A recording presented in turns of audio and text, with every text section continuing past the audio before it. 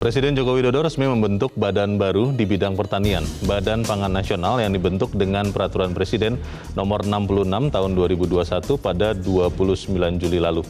Fungsi badan ini adalah melaksanakan tugas pemerintahan di bidang pangan. Badan Pangan Nasional dibentuk dan langsung berada di bawah dan bertanggung jawab kepada Presiden. Pembentukan Badan Pangan Nasional bertujuan untuk membangun kemandirian pangan, membenahi karut-marut persoalan pangan, serta pemusatan kebijakan pangan juga dapat diimplementasikan. Pemirsa, inilah editorial Media Indonesia di hari ini Selasa 31 Agustus 2021 dengan tema Satu Pintu Kebijakan Pangan bersama saya Leonard Samosir. Dan kami juga nanti mengundang Anda untuk berpartisipasi melalui sambungan telepon di 0215839900. Dan pemirsa, pagi ini telah hadir di Studio Metro TV anggota Dewan Redaksi Media Group Elman Saragih. Bang Elman, selamat pagi. Pagi, Bung Leo. Sehat-sehat, Bang? Sehat. Semua tadi sudah makan? Sudah dong. Sudah ya. Walaupun kita di tengah pandemi, tapi kita tetap juga berusaha untuk memastikan keamanan pangan kita, Bang ya. Harus.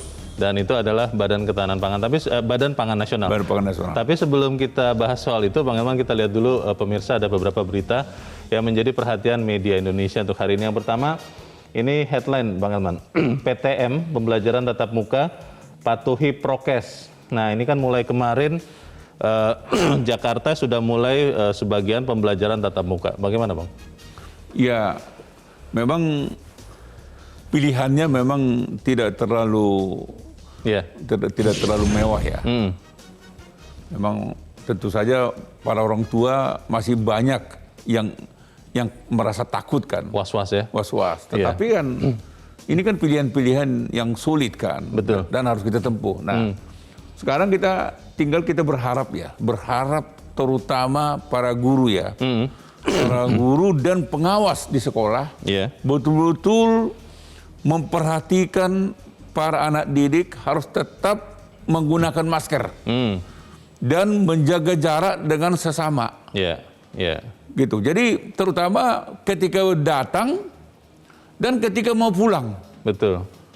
Kalau ada misalnya masa istirahat, di situ juga harus diawasi. Jangan sampai pada saat seperti itu guru tidak ada di tengah-tengah murid-murid ini.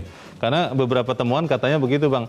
Ada beberapa sekolah anak-anak itu memakai masker semua, tapi di dagu. Karena mereka melihat gurunya pakai masker di dagu. Nah, itu kan berbahaya itu, Bang.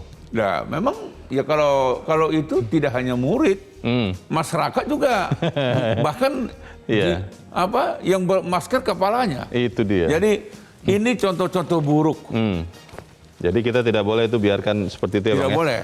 Kita pastikan protokol kesehatan tetap terlaksana. Harus. Supaya tidak ada yang tertular karena pembelajaran tatap muka. Tapi memang pada akhirnya ya kita harus ke pembelajaran tatap muka. Ya nggak ada pilihan lain. Itu dia. Kalau nggak, mutu pendidikan kita ini akan hancur lebur. Sulit ya, pembelajaran jarak jauh itu sangat sulit.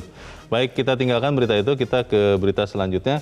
Kali ini dari halaman 3, halaman di bagian dalam harian Anda, pemirsa. Rancangan Undang-Undang Perlindungan Data Pribadi RUU PDP diharapkan sah periode ini. Ini dikatakan Menkominfo menegaskan bahwa semua sektor harus menyesuaikan diri ke ranah digital karena pandemi COVID. Bagaimana, Bang Elman? Perlindungan data pribadi ini? Ya, ini memang undang-undang ini sebetulnya sudah sejak lama diharapkan ada. Iya. Karena ketiadaan undang-undang ini itu yang membuat data-data pribadi kita itu bocor kemana-mana. Tiba-tiba kita lagi makan, kita lagi rapat, tiba-tiba ada SMS atau telepon, terutama datang dari bank, dari ini, kartu kredit. Nah, kan pertanyaannya dari mana dia dapat data saya itu? Iya, apalagi nomor handphone ya, Bang. Nah, handphone kan itu kan sangat pribadi kan. Inilah arti pentingnya undang-undang ini. Jadi ini untuk melindungi masyarakat. Melindungi masyarakat dari ulah-ulah orang yang membocorkan data pribadi kita. Nah, dengan ada undang-undang ini kan kita harapkan orang-orang yang melanggar undang-undang ini dipidana. Nah, ini penting. Harus dipidana. Supaya ada efek jerahnya. Kalau tidak, ya sama saja. Sama saja gitu. Tidak ada yang takut untuk membocorkan data pribadi orang lain ya. Kita pantau berarti Bang sama-sama, karena kita harapkan di tahun ini bisa juga itu ya terjadi itu ya. Undang-undang PDP. Iya, kita harapkan begitu kan. Oh. Harapkannya, tapi kelihatannya harusnya jadi Bang. Oke. Kita tinggalkan itu, kita ke editorial pemirsa. Editorial hari ini membahas soal Badan Pangan Nasional, satu pintu kebijakan pangan. Pada saat saya mendengar ada Badan Pangan Nasional, Bang, saya berpikir bahwa apakah kemudian badan ini akan bisa menjadi solusi permasalahan pangan atau hanya menambah masalah lagi? Karena beberapa teman yang sangat skeptis mengatakan, wah ini memperpanjang rantai birokrasi nih, Leo. Bagaimana, Bang? Pasti banyak perkiraan-perkiraan yang buruk. Tetapi kalau badan seperti ini tidak ada, maka akan selama itu juga kebijakan politik pangan kita ini pasti akan karut-marut. Seperti selama ini kan saling menyalahkan, data yang tidak akurat. Nah, kita harapkan dengan adanya Badan Pangan Nasional ini akan menjadi solusi. Dan ini akan membuat keberadaan pangan kita nanti akan betul-betul tercukupi. Tidak lagi seperti selama ini. Anda bisa bayangkan, ketika ada panen raya, malah disitulah dibanjiri beras impor. Nah, bagaimana itu bisa terjadi? Nah, ini kan karena kebijakan tentang pangan ini ada di tangan para menteri teknis. Ada Kementerian Perdagangan, ada Kementerian Pertanian, ada Bulog, ada data dari BPS dan sebagainya. Dan ini tidak ada semacam harmonisasi di antara lembaga ini. Jadi masing-masing merasa orang yang paling utama. Bang, pertanyaannya begini, Bang. Selama ini yang kita tahu bahwa untuk pangan kalau memang harus impor, itu keputusan ada biasanya di Menko Perekonomian, mendengarkan masukan dari Menteri Pertanian bahwa memang kita kurang produksinya, lalu menugaskan Menteri Perdagangan untuk melakukan impor. Kalau ada Badan Pangan Nasional, apakah kemudian kewenangan dari Menko Perekonomian ini kemudian akan hilang? Dan kalau akan hilang, misalnya, apakah akan rela, Bang, memberikan kewenangan itu? Tapi kita akan bahas itu. Dan pemirsa, inilah editorial Media Indonesia untuk hari ini, Selasa 31 Agustus 2021, satu pintu kebijakan pangan.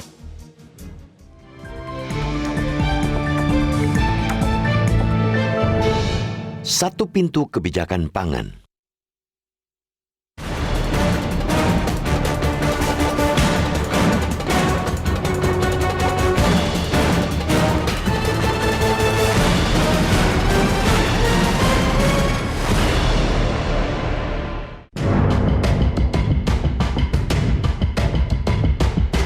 Presiden Joko Widodo resmi membentuk badan baru di bidang pertanian.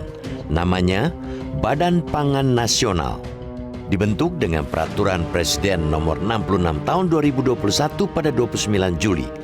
Tugas badan ini ialah melaksanakan tugas pemerintahan di bidang pangan. Badan Pangan Nasional dibentuk dan langsung berada di bawah dan bertanggung jawab kepada Presiden. Badan ini bertugas untuk koordinasi penetapan kebijakan dan ketersediaan pangan, stabilisasi harga dan pasokan pangan, pelaksanaan pengadaan, pengelolaan dan penyaluran cadangan pangan, pelaksana pengendalian kerawanan pangan, pembenihan, hingga bimbingan teknis dan supervisi atas pangan. Pembentukan badan ini memang sebuah kebutuhan. Tujuan besarnya untuk membangun kemandirian pangan, membenahi karut-marut persoalan pangan dan pemusatan kebijakan pangan juga dapat diimplementasikan. Kebijakan pangan menjadi satu pintu, tidak lagi diurus kementerian teknis seperti selama ini. Setelah badan ini efektif bekerja, diharapkan tidak ada lagi persoalan data pangan, tidak ada lagi saling menyalahkan antar kementerian. Badan ini mesti mampu membangun sinergi dan koordinasi kebijakan terkait pangan sehingga pengelolaan kebutuhan primer bangsa ini akan jauh lebih baik dan terkendali. Harus diakui bahwa bangsa ini ironis. Bangsa yang dikaruniai kesuburan tanah yang tiada lawan namun masih jauh dari urusan kemandirian pangan.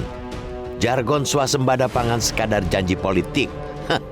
Faktanya bangsa ini masih terbelenggu impor pangan. Badan Pangan Nasional diharapkan menjadi titik awal menuju bangsa yang mampu mandiri dalam urusan pangan. Agar Indonesia sebagai negara agraris dengan potensi lahan sedemikian luas, mampu memberi makan rakyatnya dari hasil bumi sendiri. Sebagai institusi baru yang berada langsung di bawah Presiden, Badan Pangan Nasional memiliki kewenangan besar untuk membuat regulasi dan kebijakan pangan. Ada 9 komoditas pangan yang ditanganinya, yaitu beras, jagung, kedelai, gula konsumsi, bawang, telur unggas, daging ruminansia, daging unggas, dan cabai. Dengan luasnya kewenangan badan ini, diharapkan mampu mengatasi sumbatan-sumbatan, menuntaskan persoalan-persoalan yang selama ini menghambat upaya mencapai kemandirian pangan. Mendongkrak produksi pangan dalam negeri sekaligus meningkatkan hajat hidup petani. Juga dituntut untuk membenahi impor pangan, serta membereskan urusan distribusi hingga mencegah terjadinya spekulasi harga pangan. Dan yang tidak boleh diabaikan, yakni mewujudkan kebijakan diverifikasi pangan. Tentunya dengan konsekuensi butuh dukungan penuh dari Kementerian Teknis, karena sejumlah kewenangan masih melekat di kementerian terkait. Disinilah tugas berat Badan Pangan Nasional untuk menjadi dirjen kebijakan pangan yang menyeluruh.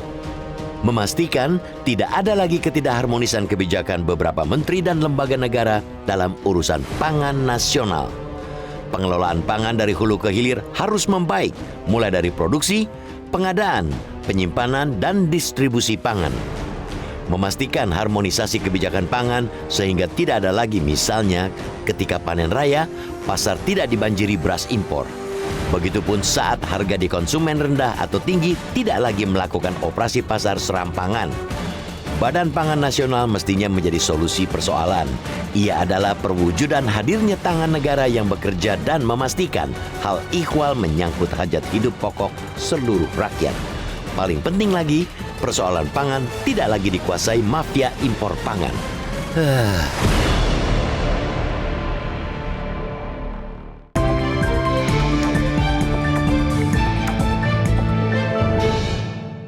Anda bisa ikut menyatakan pendapat Anda di bagian berikut selepas jeda pemirsa. Untuk saat ini tetaplah bersama kami.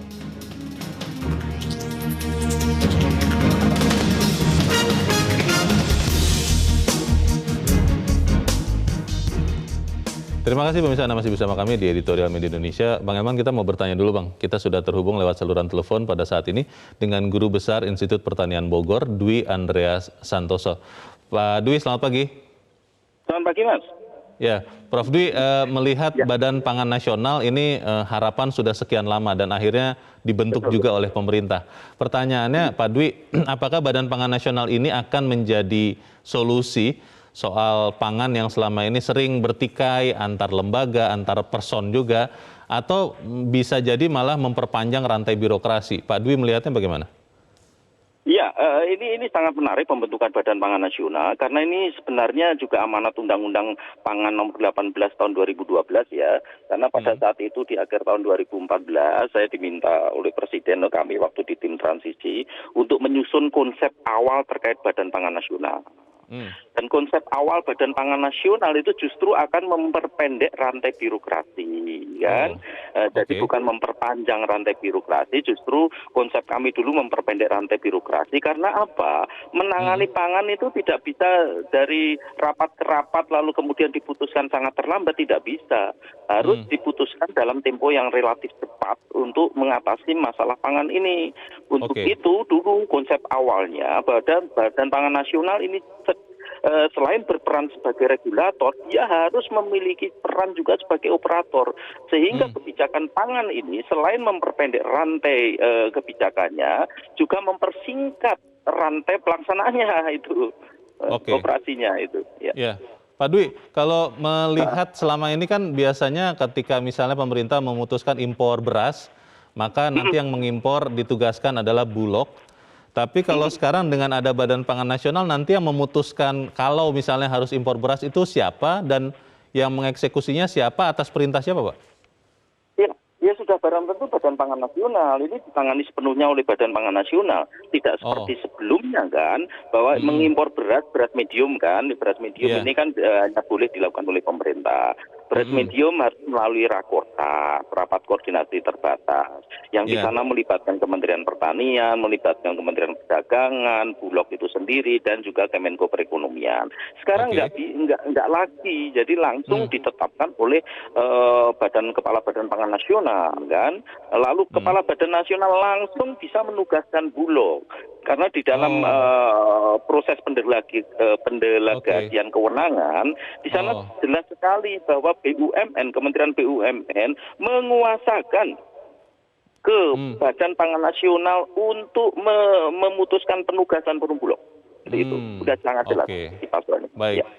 Pak, nanti Badan Pangan Nasional akan menggunakan data dari BPS atau seperti beberapa waktu yang lalu ada data beras dari Kementan, ada data dari Kemendak, tetap dari BPS atau bagaimana, Pak? Nah, ini juga yang perlu dibenahi kan, karena apa? Data ini sangat terkait dengan kepentingan sektoral kan. Untuk itu harapan kita bersama bahwa data ini dikeluarkan oleh lembaga yang benar-benar independen dari kepentingan sektoral. BPS sudah mulai terkait data produksi beras, dan BPS sebentar lagi juga akan mengeluarkan data produksi jagung. Jadi untuk paling tidak 9 bahan pangan pokok yang tertera di dalam Perpres tersebut, itu yang mengeluarkan harusnya BPS, yang mendapatkan data dan mengeluarkan harusnya BPS. Jadi Kementerian Pertanian sudahlah ngurusin masalah produksi saja gitu kan. Jadi tidak perlu campur tangan untuk membuat data juga, karena kalau itu mereka mencari data ya repot lagi nanti kan. Pak Dwi, untuk memperjelas ya Pak, kan selama ini kalau kebijakan impor ekspor itu kan kewenangan Menteri Perdagangan. Kalau untuk impor atau juga mungkin ekspor produk pangan, nanti tetap di Menteri Perdagangan atau di Kepala Badan Pangan Nasional? Nah, terkait keputusan impor beberapa produk itu Kementerian Pertanian dan Kementerian Perdagangan kan. Kementerian Perdagangan kan hanya menerbitkan surat izinnya, tapi penetapan kuota dan lain-lain kan ada di Kementerian Pertanian. Jadi itu. Nah, kalau sekarang ini sudah langsung di bawah Badan Pangan Nasional, karena di sana juga di bab terkait pendelegasian kewenangan. Di sana disebutkan dengan jelas perumusan dan penetapan kebutuhan ekspor dan impor pangan. Sehingga harapan kami bahwa nanti Badan Pangan Nasional juga menetapkan berapa kuota impor untuk masing-masing komoditas yang disebut di dalam Perpres tersebut. Sehingga prosesnya jauh lebih singkat dan harapan kita akan jauh lebih bagus daripada sebelumnya kan, tarik ulur terkait itu.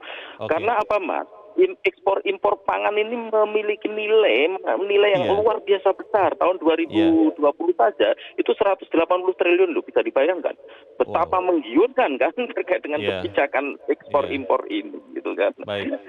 Pak Dwi, ini kan pasti akan mengubah banyak hal ya. Diduga kita rahasia umum mengatakan ada mafia-mafia ya, pengadaan beras mungkin, pengadaan yang lain. Dan kalau ada Badan Pangan Nasional ini dan sudah berfungsi, tentunya kan lahan atau lapak mereka akan hilang. Ini apa pesan untuk Badan Pangan Nasional, Pak? Karena kalau digoyang juga tidak kuat kan bisa runtuh juga. Bagaimana, Pak Dwi? Ya memang ya walaupun mafia ini seringkali teman-teman di pemerintahan juga menyebut mafia ketika terjadi sesuatu terkait pangan. Tapi kalau untuk pemerintah kan gampang sih, nggak usah nyebut-nyebut gitulah, tangkap saja mafianya kan, gitu sederhana itu kan. Oke lah, kita lakukan ini dengan tata kelola yang benar saja. Dalam arti apa? Memang betul bahwa banyak rent seeker terkait dengan ekspor impor pangan ini, terutama impor ya. Ini rent seekernya sangat banyak, memang betul. Untuk itu nanti yang duduk sebagai kepala badan dan orang-orang di bawahnya itu harus betul-betul profesional, paham betul terkait tata kelola pangan, paham terkait politik perdagangan pangan global. Dan yang terpenting, Mas, walaupun ini tidak tersirat di dalam Badan Pangan Nasional, adalah memiliki kapasitas untuk meningkatkan kesejahteraan petani dalam arti menggunakan instrumen-instrumen dalam Perpres ini untuk meningkatkan kesejahteraan petani. Karena apa? Justru kalau kita hanya bicara tata kelola pangan, melupakan kesejahteraan petani, hancur juga kita lah. Itu. Baik. Dan itu instrumennya ada semua di sana. Kan itu. Baik. Terima kasih Pak Dwi Andreas Santoso untuk penjelasan yang sangat jelas. Semoga Badan Pangan Nasional ini berfungsi efektif. Terima kasih Pak Dwi Andreas Santoso, Guru Besar Institut Pertanian Bogor. Selamat pagi. Kembali ke pertanyaan tadi Bang Hilman, kalau kemudian kewenangan yang selama ini mungkin ada di beberapa lembaga atau menteri atau setingkat menteri, kemudian nanti pindah ke Badan Pangan Nasional, apakah mereka bisa dengan serta-merta melakukan itu, Bang? Para menteri ini semua kan pembantu presiden. Iya. Mereka bekerja atas petunjuk dari presiden. Betul. Kalau memang tupoksinya sudah berubah, ya otomatis kan semua tunduk kepada keputusan presiden. Harus menyesuaikan semua? Mutlak. Jadi tidak ada pilihan lain. Jadi Badan Pangan Nasional ini, dialah akan menjadi semacam duta besar berkuasa penuh mengenai pangan. Tadi kan Pak Andreas sudah menjelaskan.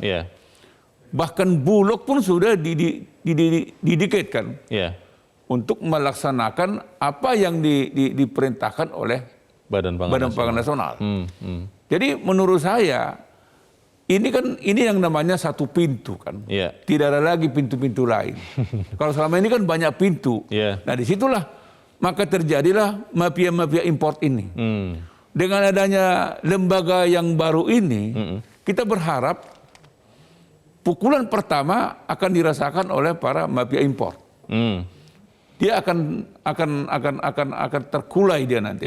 Memang lagi-lagi tadi kan Anda bertanya bagaimana tentang wibawa apa segala itu. Memang tergantung sebetulnya siapa yang akan ditunjuk menjadi kepala badan. Maka kita harapkan kepala badan ini harus betul-betul strong dan setengah dewa. Jadi dia punya power, dan kedua dia jujur dan dia sudah selesai dengan dirinya. Jangan sampai yang terjadi ganti casing aja. Jadi kalau selama ini yang memelihara mafia import ini lembaga-lembaga tertentu, sekarang berpindah kepada lembaga yang baru ini. Ini jangan. Bahaya itu ya? Bukan bahaya lagi. Ya artinya ya karut marut itu akan lebih rusak lagi. Nah di sini ini pentingnya. Baik, Bang, memastikan bahwa itu bisa terlaksana itu seperti apa? Karena seperti misalnya di kementerian, itu ada direktorat jenderal, tapi biasanya ada staf khusus lagi.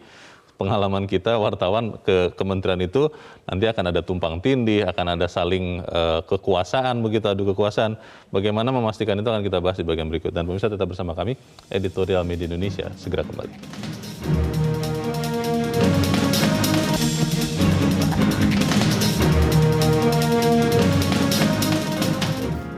Media Indonesia mengajak Anda untuk mengakses fitur premium e-paper.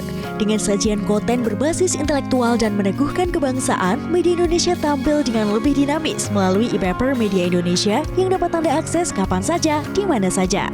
Caranya mudah, download aplikasi Media Indonesia di Android atau ketik link e-paper.mediaindonesia.com atau bisa scan QR Code pada layar kaca Anda. Klik tab e-paper di bagian samping layar tablet Anda, daftarkan data diri, serta pilih paket berlangganan e-paper Media Indonesia sesuai dengan kebutuhan Anda. Nikmati juga bonus spesial tambahan 4 halaman rubrik fokus setiap hari. Semua bisa Anda dapatkan hanya di e-paper Media Indonesia. Untuk informasi lebih lanjut, hubungi customer service di nomor 0811 1201 2018 atau kunjungi media sosial @mediaindonesia. Media Indonesia, referensi bangsa. Terima kasih pemirsa, Anda masih bersama kami di Editorial Media Indonesia. Bang Elman, sebelum kita lanjutkan diskusi, kita mau mendengarkan pendapat dari pemirsa Metro TV. Kita sudah terhubung dengan pemirsa Metro TV di Medan, Sumatera Utara. Ada Pak Sukiwi. Pak Sukiwi, selamat pagi Pak. Ya, selamat pagi Bung Leo dan Bung Herman. Selamat pagi. Selamat pagi Pak, silakan Pak Sukiwi. Ya, kita percaya pemerintah membuat satu pintu ini pasti punya tujuan yang atau niat yang baik. Bagaimana ketahanan pangan di Indonesia ini semakin baik untuk masa-masa yang akan datang. Tapi masalahnya sering terjadi, ya seiring dengan aturan dan peraturan yang ada ini, waktu diimplementasikan ini sering ya pengawasan ataupun ada kepentingan ataupun ada politik yang dimasukkan ke dalam. Sehingga bisa menjadi satu kepentingan bagi oknum-oknum atau mafia-mafia pangan ini menggunakan kesempatan di dalam hal ini. Karena apa? Ini sudah satu pintu. Kalau kami rakyat, yang paling penting lindungi petani. Petani yang bercocok tanam, mereka mendapat keuntungan. Kesejahteraan hidup mereka itu dicukupi. Kemudian masyarakat yang membutuhkan pangan, bisa membeli pangan dengan harga yang stabil. Kemudian negara, harus negara yang kuat apabila ketahanan pangannya kuat. Kalau negara lemah, maka kalau ketahanan pangannya lemah, maka negaranya juga lemah. Maka ciptakanlah swasembada beras atau swasembada pangan. Terima kasih. Baik. Terima kasih Pak Sukiwi di Medan, Sumatera Utara. Selamat pagi Pak. Di belakang Pak Sukiwi ada Ibu Indra di Cirebon, Jawa Barat. Bu Indra, selamat pagi. Selamat pagi Bung Leonard Samosir dan Bung Elman Saragi. Assalamualaikum warahmatullahi wabarakatuh, Metro TV. Silakan Bu Indra, pendapat Ibu, silakan. Iya, Bung Leo, Ibu sudah lama ingin menyampaikan ini dan sekarang ini kesempatannya. Ya, ini skop kecil. Anak dan menantu Ibu ini sudah berniat untuk menjadi petani penghasil pangan dengan tujuan yaitu supaya mandiri pangan minimal di daerah sendiri. Dengan antusias, punya lahan luas, lalu menanam segala beras, kentang, bawang, sayur mayur dan sebagainya. Dengan teknologi yang ada ini tumbuh subur, bagus, menyenangkan. Tapi begitu panen mau dipasarkan, nah ini waktu SD Ibu itu belajar tentang tengkulak itu. Bung Leo juga mungkin ngalamin. Nah, hari ini di abad ke-21 ini Ibu udah tidak percaya tentang tengkulak itu, tapi nyatanya ada. Dan satu pintu juga. Ya, satu pintu. Jadi mereka yang menentukan harga yang itu tidak bisa. Nah, kemudian apalagi petani-petani kecil sejati yang dari dulu sudah ada itu. Nah, kemudian anak ibu berpikir begini, ya udah kita jual aja ke pasar sendiri. Ya, berarti baik, terima kasih Bu Indra di Cirebon, Jawa Barat. Selamat pagi. Di belakang Bu Indra ada Pak Yunus Luat di Tanjung Selor, Kalimantan Utara. Pak Yunus, selamat pagi. Selamat pagi, Leo. Selamat pagi warga negara Republik Indonesia. Ya, silakan Pak Yunus, singkat padat saja, silakan. Ya, memang wajib untuk satukan pintu daulat pangan ini.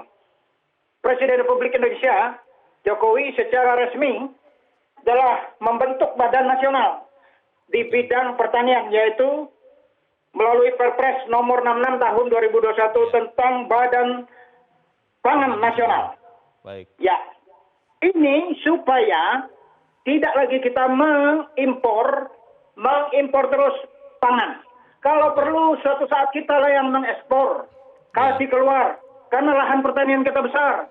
Gunakanlah dana untuk ekspor itu dipakai untuk mengelola lahan di Kalimantan Utara sesuai dengan visi misi Bupati Bulungan khususnya, mohon maaf, yaitu mewujudkan Kabupaten Bulungan yang berdaulat pangan dan maju sejahtera. Gunakan itu semua daerah di Indonesia. Nasional ini ya, Pak Yunus ya. Siap. Bapak mendukung, Pak. Untuk kebaikan. Oke, terima kasih Pak Yunus Luat di Tanjung Selor, Kalimantan Utara. Selamat pagi Pak. Menarik Bang Elman, tadi Bu Indra kelihatannya masih mau bercerita, cuman waktu tidak terlalu ada. Mengatakan bahwa yang ditemui zaman dulu, tengkulak, ternyata masih ada juga sekarang. Dan harapannya Badan Pangan Nasional ini seperti tadi kata Pak Sukiwi, bisa menyelesaikan masalah-masalah seperti itu. Tapi benar apa tidak itu Bang? Ya, inilah sebetulnya salah satu tugas Badan Pangan Nasional ini kan. Akhirnya dia akan menyasar bagaimana meningkatkan taraf hidup petani kan. Yeah. Karena badan yang baru ini nanti yang menentukan harga pembelian petani kan. Yeah. Dia yang menentukan itu. Betul. Nah, karena hanya badan ini yang tahu data yang akurat, maka saya bisa kita berharap banyak. Semua tengkulak ini nanti tidak akan berkutik juga. Oke. Nah, kalau selama ini kan ini kan karena ada karut marut ya.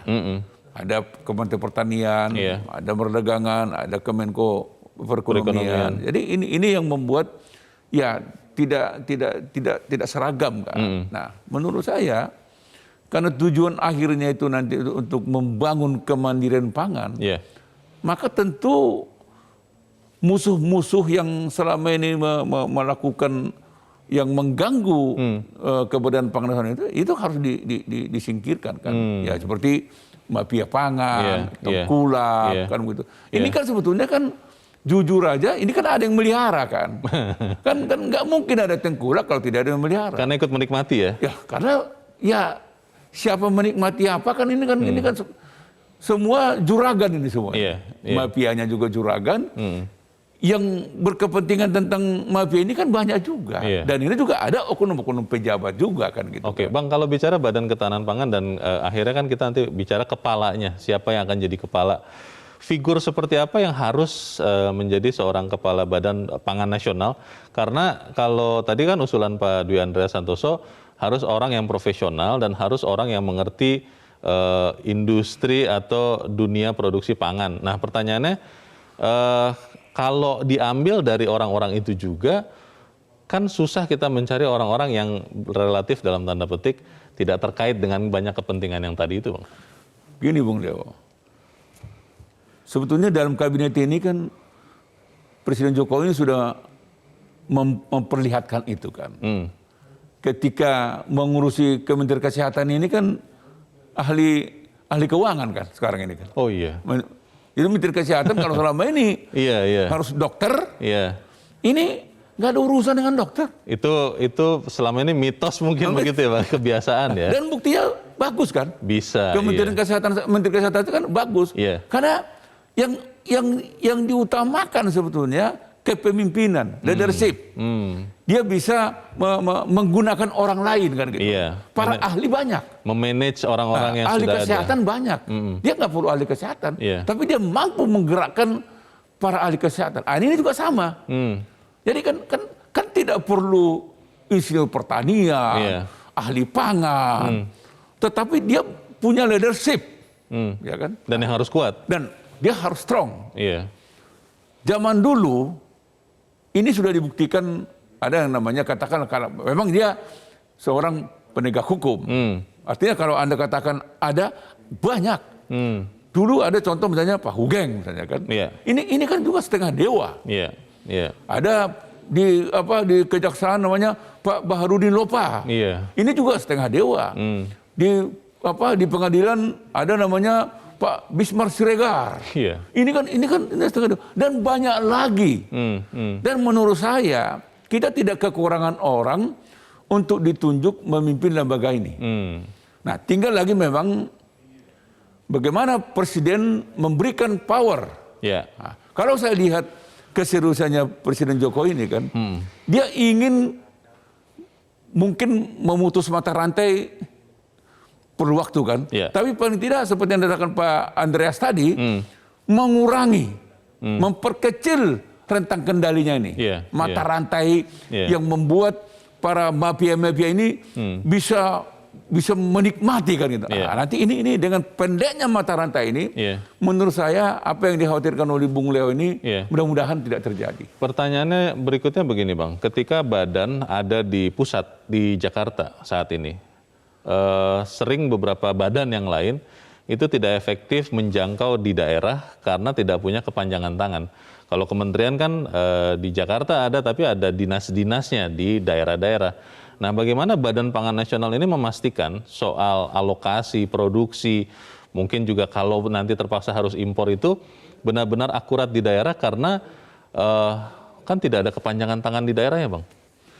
Kan sebetulnya kan di sini nanti kita harapkan BPS ini ya, Biro Pusat Statistik ini betul-betul mandiri ya. Badan Pusat Statistik ya? Badan Pusat Statistik ini kan betul-betul mandiri kan gitu kan. Nah, di situ juga kita harapkan Kementerian Pertanian ini kan itu kan bekerja atas perintah Presiden kan. Iya. Nah, dia juga Kementerian Pertanian nanti kita harapkan juga mau bisa memasuk data yang akurat sehingga tidak ada lagi keraguan kan gitu kan. Kementerian Perdagangan juga sama. Semua menteri-menteri teknis ini kita harapkan mampu mendukung lembaga ini. Dan memang kalau ada kementerian yang nyeleneh, yang bertolak belakang, menurut saya Presiden tidak boleh ragu, hentikan itu menteri yang bersangkutan. Jadi kalau misalnya nanti dalam fungsinya mengkoordinasikan menteri-menteri atau badan-badan terkait, dan misalnya ini soalnya pernah terjadi di masa lampau Bang, diajak rapat saja tidak mau begitu, itu harus ada tindakan jelas ya? Jadi sebetulnya begini, dengan adanya lembaga yang baru ini rapat tidak ramai lagi. Nah, tidak ada ramai lagi. Karena rapat. Semua fungsi koordinasi di rapat itu sudah kalau dulu dikerjakan kan badan. Untuk mengundang rapat aja bisa berbulan-bulan tidak terjadi kan. Betul. Kalau ini tidak perlu karena satu tangan ini. Satu tangan kepala Badan Pangan Nasional. Oke. Dia yang dia kan juga eksekutor. Hanya dia tugaskan Bulog kan begitu kan. Baik. Jadi menurut saya mudah-mudahan saya yakin lembaga ini akan berfungsi. Bagaimana memastikan gerak cepat itu akan kita bahas di bagian berikut. Bang Elman dan Musa tetap bersama kami. Editorial Media Indonesia segera kembali.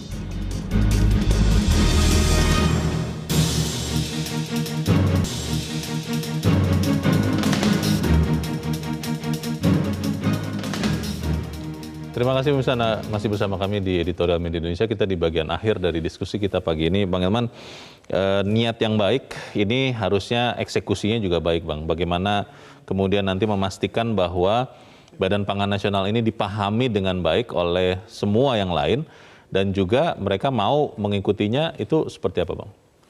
Jadi ini kan sebetulnya kan undang-undang yang mendasari lahirnya lembaga ini kan tahun 2012 kan. Betul. Jadi berarti 9 tahun yang lalu. Iya. Kenapa kalau perintahnya sebelumnya kan 3 tahun setelah undang-undang ini harus ada lembaga ini. Kan? Ternyata nunggu 9 tahun. Iya. Kan begitu kan. Iya. Nah, kalau perkiraan saya memang di situ kehati-hatiannya Presiden. Tidak serta-merta. Untuk apa membangun lembaga baru kalau toh hanya yang berganti casingnya aja kan. Memindahkan mafianya dari lembaga ini ke lembaga ini kan.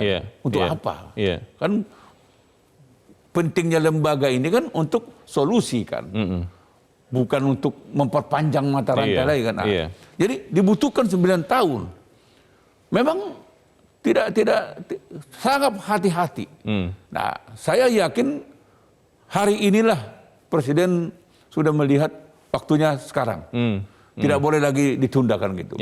Nah, jadi sebetulnya kan cukup banyak contoh-contoh. Anda bisa bayangkan, Pertamina selama ini kan sering rugi kan? Oh iya.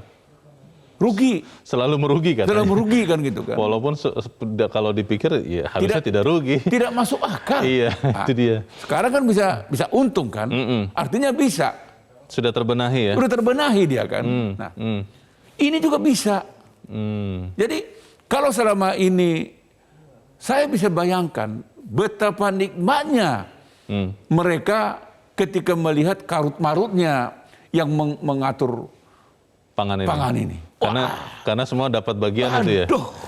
Itu makanya kan pernah dari Kementerian Perdagangan, Bulog, agak ada ini, dan mereka main di koran, main di televisi, menganggap dirinya paling bersih kan? Betul, paling benar. Ada lagi ancam-mengancam.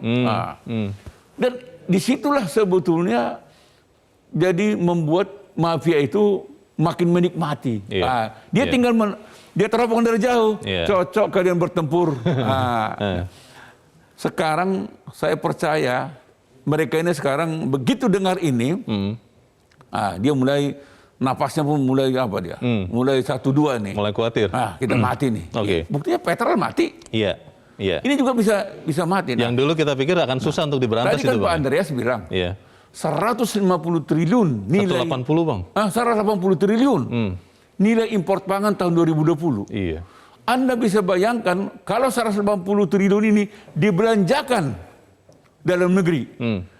Mungkin hari ini para petani kita ini sudah sejahtera. Nah, inilah sebetulnya salah satu tugas mulia daripada badan ini. Bagaimana dia bisa menciptakan kesejahteraan para petani.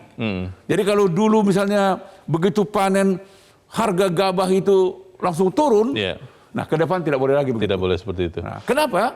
Karena yang mengendalikan satu komando. Gitu. Jadi Bang, Badan Pangan Nasionalnya sudah ada, tapi kan kita belum tahu nih siapa saja personel yang akan memimpin Badan Pangan Nasional ini.